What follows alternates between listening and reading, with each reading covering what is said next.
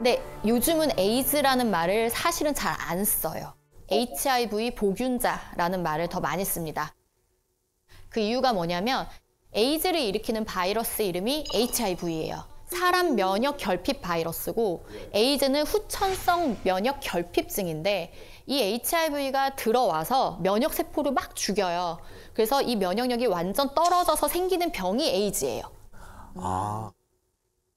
근데 옛날에는 HIV에 감염되면 다 에이즈가 됐어요. 그래서 HIV 보균자라는 말을 안 쓰고 그냥 다 에이즈였던 거예요.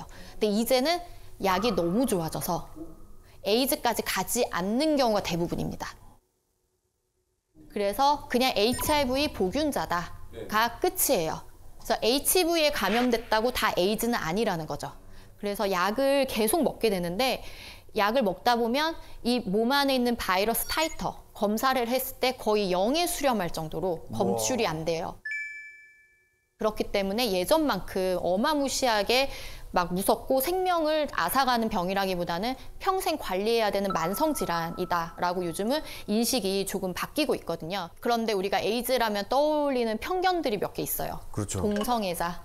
네. 예, 그리고 에이즈 뭐 걸리는 사람이랑 밥도 같이 먹으면 안 된다. 맞아요. 밥 먹으면 막 침. 괴담들 침으로 옵는. 다 해고요. 이런 거 막 편견과 오해거든요.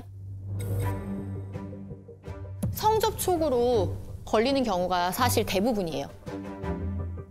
이 성접촉에서 보면 양성 간의 성접촉이 가장 퍼센트가 높아요. 저게 사실 양성간이라기보다는 항문성교? 일대 위험도가 조금 더 올라가는 건데 왜냐하면 항문성교를 할 때 상처가 생길 확률이 더 높아지기 때문이에요. 상처가 있으면 균이 잘 침투되겠죠. 네. 네, 그래서 항문성교를 할 때 조금 더 전염률이 높아서 그런 동성애자들이 퍼뜨린다라는 오해가 생겼던 거고요. 실제 그 사람들이 한다고 자연 발생하는 게 아니고 전염병인 거죠. 그냥 일반적인 성관계를 할 때도 상처가 생긴다면 전염이 더 잘 돼요. 그래서 모든 성병은 남성이 여성한테 전염할 확률이 더 높습니다. 그 이유가 여성은 상처가 생긴 경우가 좀 더 많고요. 남자는 상처가 생기는 일이 별로 없기 때문에 그렇거든요.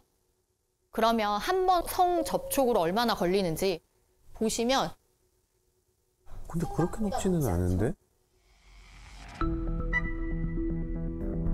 생각보다 높지 않죠.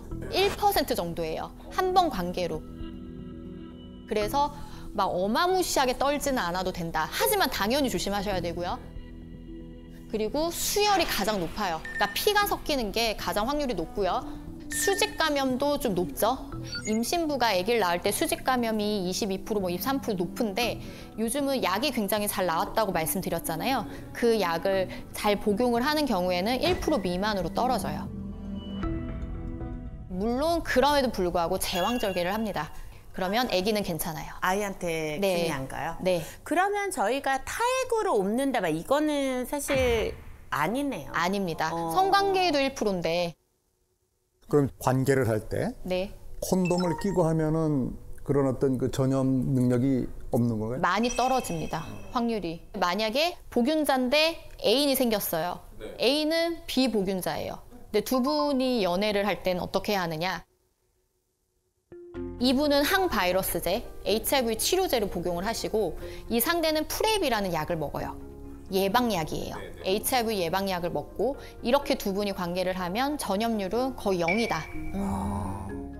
그러니까 죽는 병이라기보다는 평생 관리하는 병. 네, 이렇게 바뀌고 있습니다. 당연히 그래도 걸리면 안 되니까 항상, 항시 사람을 만날 때 조심하시고 파트너가 바뀔 때마다 검사를 꼭 하시는 걸 추천을 드립니다.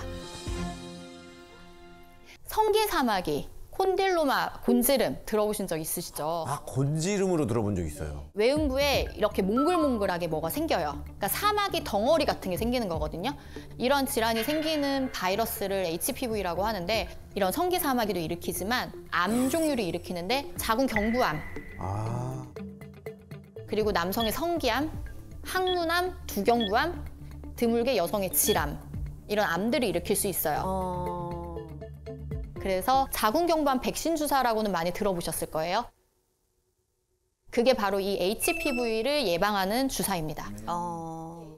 현재 12세에서 17세 여성분들 나라에서 주사 놔주니까 꼭 맞으시면 좋고 26세까지는 항체가 가장 의미 있게 생긴다라고 되어 있어서 26세 이전에 맞는 걸 가장 추천을 드리고 나이가 더 들어도 맞는 게 좋은데 근데 이거는 여자만 맞는 거잖아요. 맞아요. 나라에서 해주는 거는. 어, 근데 남자분들은 돈 내고 맞으실 수 있습니다. 맞을 수 있어요. 네, 두경부암이나 성기암, 항문암 예방 효과가 있기 때문에 둘 다 맞는 게 낫지 않나? 둘 다 맞는 게 좋겠네. 네, 남자도 맞는 게 좋고 해외에서는 실제로 남성분들이 굉장히 많이 맞아요. 두경부암 때문에. 근데 이 HPV는 증상이 아무것도 없어요. 그냥 얘네가 일으키는 증상은 곤지름 아니면 암. 딱 이거. 그래서 내가 갖고 있는지는 검사를 하기 전에 모릅니다. 병이 걸리지 않으면. 근데 실제 검사를 해보면 굉장히 많고요. 특히 20대, 30대 초반 성적으로 활발하신 분들은 90% 이상이 거의 다 양성으로 나와요. 병원에 오셨을 때. 따라서 HPV는 예방을 하면 가장 좋거든요. 역시 콘돔이 가장 좋은 방법 중에 하나고요. 파트너가 바뀌면 꼭 검사를. 제가 생각했을 때 진짜 이거는 웬만하면 안 걸리는 게 좋다. 증상을 가장 많이 일으키는 성매개 질환인데 헤르페스입니다. 저 뭔지 압니다. 네, 입에 입술 네, 옆에 부르셔가지고 뭔가 간질간질하다가 뭐가 이렇게 물집 같은 거 생기고 네. 어린이 때 맞아요. 경험했던 분들이 많을 거예요. 입술 같은 경우는 우리가 어린이 때 갖고 있는 경우가 어른들이 내가 헤르페스가 있는 상태에서 아유 이쁘다 하고 뽀뽀했다가 옮겨주는 경우가 많은 거예요. 그 균이 똑같은 균이라는 거죠. 네, 1형, 2형 얘기 들어보셨을 거예요. 중요하지 않습니다. 그냥 얘네 이름일 뿐이고요. 여기에도 다 생길 수 있고요. 외음부에도 둘 다 생길 수 있어요. 그러니까 그냥 단순하게 이렇게 생각하시면 돼요. 성 접촉이든 입술 접촉이든 병변이 있는 부위가 점막에 닿으면 옮는다 라고 생각하시면 돼요. 그래서 처음에 수포가 되고 궤양이 되는데 수포가 생기면 간질간질해요. 엄청 간질간질하다가 나중에 이렇게 궤양을 만들거든요. 그러면 따갑습니다. 그래서 환자분들이 씻다가 밑이 너무 아파요. 물이 닿으면 이제 따가운 거죠. 그래서 병원에 오세요. 그래서 딱 보면 헤르페스. 선생님, 제가 알기로는 이 헤르페스는 완치가 안 된다. 네, 맞아요. 한 번 걸리게 되면 신경절에 살아요. 신경절에 살아서 내가 면역력이 떨어질 때마다 기어 나와서 그 병변을 만드는데 우리가 항바이러스제를 복용을 하죠. 그럼 밖에 있는 바이러스는 죽어요. 그래서 그 병변은 없어지는데 신경절에 있는 바이러스는 안 죽어요. 그럼 어떻게 그 바이러스를 죽이는 방법이 없습니다. 그럼 갖고 평생 사는 거예요? 평생 사는 거예요. 그래서 제가 안 걸리는 게 좋다라고 말씀을 드렸던 거고. 근데 증상이 밖으로 막 포진이 생기지 않았으면 전염성은 없는 거잖아요. 복균하고 있어도. 그거에 대해서 무증상 흘림이라는 게 있는데 그것도 아니네. 그것도 옮겨요. 네. 증상이 없고 밖에서 봤을 때 멀쩡한데도 전염이 되는 경우가 있거든요.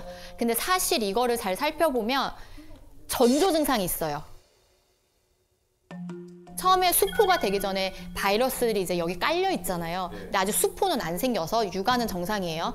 하지만 이때 본인은 뭔가 그 부위가 뻐근하고 약간 근육통처럼 뭔가 거기 살이 아파요. 뭐 여기 팬티 라인 있는 이런 림프가 아프다던가 혹은 그쪽 다리가 저린 사람도 있고 사람마다 되게 달라요. 그래서 이런 전조 증상이 있을 때도 관계를 하지 않으시는 게 좋고 전조 증상이 있거나 수포 단계일 때 약을 먹으면 확 없어집니다. 아예 그럼 빨리 초기 진압이 중요하네요. 네, 그러고 궤양이 됐을 때는 약을 아무리 먹어도 상처 자체가 피크를 찍고 회복하는 시간이 걸리기 때문에 그때 약이 별로 효과가 없어요. 그래서 자주 재발하는 분들은 그래서 아예 약을 드려요. 갖고 계세요. 그러고 전조 증상이 있을 때 긴가민가 해도 그냥 드세요. 아니어도 상관없으니까 그냥 드세요. 그렇게 해서 말씀드려요. 이렇게 들으니까 선생님 그 미팅 때 하셨던 그 질문이 저 마지막 성병 검사는 언제 해보셨어요? 이제는 필수적으로 서로에게 해야 되는 새로운 문화로 좀 자리를 잡아야겠네요. 그렇죠. 이게 계속 살펴볼 수가 없잖아요. 오히려 빨리 물어보는 게 더 좋네요. 그렇죠. 그 올마도 아, 네가 말한 게 이거였구나. 아, 아프네. 약간 요렇게. 그래서 제가 항상 환자분들한테도 말씀드리는 게 성관계를 하는 게 쾌락만 쫓지 말아라. 쾌락만 쫓았을 때 이런 병에 걸리면 너무 속상하고 억울하고 현타가 오고 그렇게 되는 네. 거죠. 그래서 내가 한 행위에 책임을 질 수 있는 마음가짐도 성관계에 되게 중요하다. 그리고 흔히들 오해하시는 게 질염 막 이런 게 있다? 이런 분들은 오히려 성관계 질환이 아닙니다. 그냥 혼자 걸리는 게 많아요. 증상을 일으키는 질염은 사실 크게 두 개가 있어요. 사실 거의 이 두 개밖에 없어요. 하나는 세균성 질증이라고 해서 가디넬라 베지날리스라는 균에 의해서 걸립니다. 이 균이 질에 원래 살고 있는 균이에요. 그런데 원래는 좋은 균이 많고 잡균들이 그냥 이렇게 꾸질꾸질하게 있는데 얘들이 확 늘어난 거죠. 얘들이 확 증식하고 좋은 균이 밀려 나온 거예요. 이렇게 되면은 질내 환경이 완전히 바뀌게 되거든요. 그렇게 되면 증상이 냄새가 엄청 나요. 아, 원래 우리 냉은 냄새가 안 나요. 원래 냄새가 안 나는 게 정상이에요. 냄새가 난다? 그럼 병원에 가셔야 돼요. 그리고 노란색 냉이 나옵니다. 이 두 가지 증상이 세균성 질증이고 질내 밸런스가 깨져서 생긴 거다. 그러니까 내가 뭐 어떤 균이 들어오거나 뭘 잘못해서 생기는 건 아니고 면역력이 떨어지거나 그냥 이 안에서의 밸런스가 그냥 붕괴된 것 뿐이기 때문에 병원에서 항생제를 먹으면 다시 원래 밸런스로 돌아가게 됩니다. 근데 이걸 안 하잖아요. 그냥 계속 이 상태로 있어요. 원래대로 돌아가지 않아요. 그럼 계속 냄새가 나는 거죠. 근데 한 달에 한 번 그 생리 주기가 끝날 때쯤에는 약간 그런 증상들이 좀 있잖아요. 그래가지고 안에 씻어내는 막 세정제 막 이런 거 요즘에 질 안 세척 네, 말씀하시는 쫙, 거죠. 네. 그런 걸로 셀프 관리를 하는 건 안 될까요? 그 생리 끝물은 사실 피 때문에 나는 냄새예요. 피가 질 안에 소량 고여서 산화가 되다 보니까 균들하고 섞이면서 냄새가 좀 날 수 있는 거거든요. 그럴 때 그 냄새는 되게 예민하신 분들은 본인은 맡아요. 그게 싫다면 안쪽을 그렇게 세척해내는 거는 나쁜 방법은 아닌데 근데 자꾸 사용하면 정상적으로 잘 있는데 뭐가 들어와서 흐트러뜨리는 거거든요. 그래서 평소에 사용하는 거는 완전 비추입니다. 그 두 번째, 칸디다 질염이라고 있어요.